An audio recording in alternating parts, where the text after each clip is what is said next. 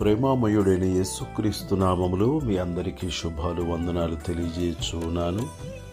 ప్రియులారా, ఈరోజు దేవుని వాగ్దానము సామెతల గ్రంథము 15వ అధ్యాయము 11వ వచనము. పాతాళమును అగాధ కూపమును యెహోవాకు కనబడుచున్నవి, నరుల హృదయములు మరి తేటగా ఆయనకు కనబడును గదా. ప్రియులారా, మన దేవుడు హృదయ రహస్యములను ఎరిగిన దేవుడయున్నాడు. ప్రతి ఒక్కరి హృదయములను అంతరింద్రియములను పరిశీలించు దేవుడయ్యున్నాడు.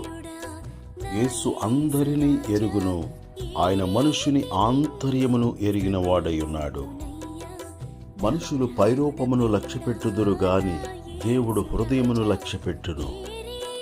ప్రియ సహోదరి సహోదరుడా, నీ హృదయము దేవుని ఎదుట ఏ విధముగా ఉన్నది?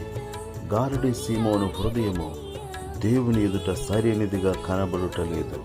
ప్రార్థించే హృదయము లేనివాడిగా గారడి సీమోను ఉన్నాడు. మనము ప్రార్థన చేసే హృదయము కలిగియుందుముగాక, దేవుని ప్రేమను తలంచి కృతజ్ఞతాస్తుతులు చెల్లించే హృదయము కలిగియుందుముగాక.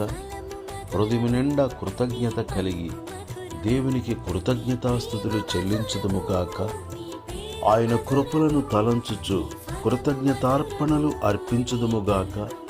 కృతజ్ఞత కలిగి జీవించుదుముగాక. యథార్థమైన హృదయము కలిగి పరిశుద్ధమైన హృదయము కలిగి దేవునికి ప్రియముగా జీవించుదుముగాక. దేవుడి మాటలు మన కొరకు దీవించునుగాక. ఆమేన్. దయగల మా తండ్రి, ప్రేమగల మా యేసు ప్రభువా, నిన్ను స్తుతిస్తూ ఉన్నాము.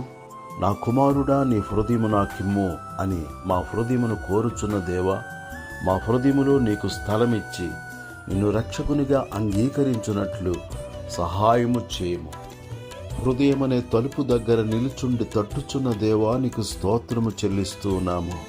ప్రతి ఒక్కరూ తమ హృదయమనే తలుపులు తెరచి నిన్ను ఆహ్వానించుటకు సహాయము చేయము.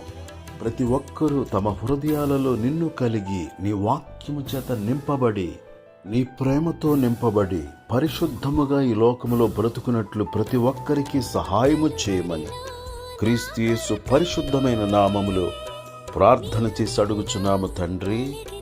ఆమేన్.